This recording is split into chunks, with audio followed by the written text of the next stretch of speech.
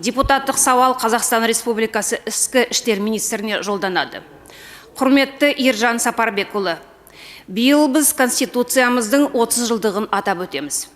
Онда отбасы және ана мен бала мемлекеттің қорғауында болады деп нақты белгіленген. Яғни, әйелдердің ана ретіндегі құқығын қорғауға мемлекет ерекше көңіл бөледі. Біздің еліміз қылмысқа қатысты саясатты гуманизациялау бағытының ұстанатыны анық.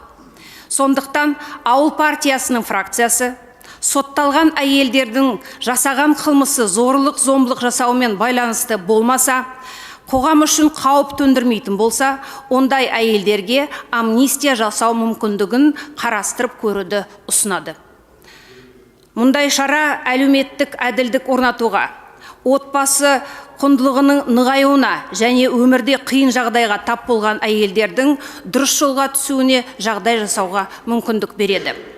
Көп жағдайда отбасыдағы бала тәрбиесі әйелдердің мойнында. Ана үйдің жүрегі отбасының тірегі деп бекер айтылмаған. Бүгінгі таңда 2336 әйел бас бостандығынан айырылған. Олардың жартысы аналар. Оның ішінде 250-і көп балалы аналар. 1500-ден астам бала анасыз қалып, аналарымен қауышуды күтуде. 100-ге жуық сәби балалар үйлеріне жіберілген. Бұлар жай ғана цифрлар емес, бұл ойран болған отбасылар, бұзылған тағдырлар, ең сорақысы ана жылуынан айырылған сәбилер. Ана махаббаты, ананың қамқорлығы баланың дені сау болып өсуінің, психикалық және әлеуметтік дамуының бұлжымас негізі. Осыған орай, сотталған әйелдерге амнистияны қолдану үшін келесі критерийлер ұсынылады. Зорлық-зомбылыққа қатысы жоқ қылмысы үшін сотталған әйелдер, жүкті әйелдер мен кішкентай баласы бар әйелдер, көп балалы әйелдер, алғаш сотталған әйелдер, жасы ұлғайған 60-тан асқан әйелдер. Ал ауыр қылмыс, аса ауыр қылмыс жасап, зорлық-зомбылыққа байланысты қылмыс жасап, сол үшін сотталған қоғамға қауіп төндіретін әйелдерге амнистия жасалмайды. Бұл мәселеде халықаралық тәжірибе жеткілікті. Мәселен, Қырғызстанда әйелдерге 1996 жылдан бері 3 рет амнистия жасалған.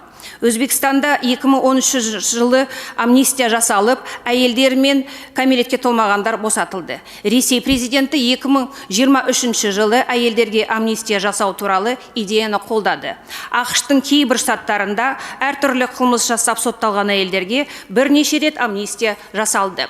Жалпы, әйелдерге амнистия жасалса, еліміздің пенитенциарлық жүйесіне жүктеме азаяды, балалар үйлеріне түсетін жүк төмендейді, әлеуметтік шиеленіс азаяды, мемлекеттің адам құқықтары мен отбасы қорғау саласындағы халықаралық стандарттарды ұстанатын растауға мүмкіндік туады. Аталған шара отбасылардың қауышуына, анасынан ажыраудың балаларға тигізетін салдарын азайтуға септігін тигізіп қана қоймай, қылмыстың саясатты ізгерілендіру жолындағы маңызды қадамға айналады. Отбасы үшін, қоғам мен мемлекет үшін бұл шешімнің ұзақ мерзімді оң әсері болмақ. Сондықтан әйелдер өз отбасылары мен балаларына оралуына мүмкіндік берейік. Баяндалғанның негізінде ішкі істер министрінің осы мәселе бойынша ресми позициясын ұсынуды сұраймыз. Құрметпен Ауыл партия фракциясының депутаттары.